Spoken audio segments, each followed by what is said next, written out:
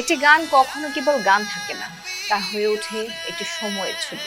2008 সালে পিয়ারে গানটি দিয়ে যারা বহু মানুষের মনে জায়গা করে নিয়েছিলেন, সেই দুই শিল্পী আজ আর নেই। ভাগ্যের কি এক করুণ মিল!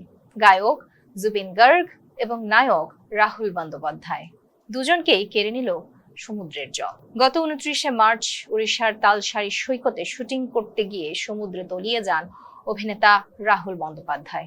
ভোলে বাবা পার করেগা ধারাবাহিকের কাজে সেখানে গিয়ে আর ফেরা হলো না তার। শুটিং চলাকালে কিভাবে দুর্ঘটনাটি ঘটেছে তা এখনো নিশ্চিতভাবে জানা যায়নি। অন্যদিকে 2025 সালের সেপ্টেম্বরে সিঙ্গাপুরে এক ইয়ট পার্টিতে ঠিক একইভাবে পানিতে ডুবে মারা যান সঙ্গীত শিল্পী জুবিন গার্গ। তদন্তে জুবিনের মৃত্যুকে দুর্ঘটনা হিসেবে জানানো হয়। দুই শিল্পীর মৃত্যুর সময়ের ব্যবধান থাকলেও ঘটনার অদ্ভুত মিল নতুন করে সামাজিক যোগাযোগ মাধ্যমে আলোচনা এনেছে তাদের একসাথে করা স্মরণীয় কাজ চিরদিনই তুমি যে আমার এর পিয়ারে গানটি। 2008 সালে মুক্তি পাওয়া চিরদিনই তুমি যে আমার ছবিতে সাধারণ এক তরুণের চরিত্রে রাহুলের অভিনয় এবং জুবিনের কণ্ঠের গানটি ইতিহাস তৈরি করেছিল।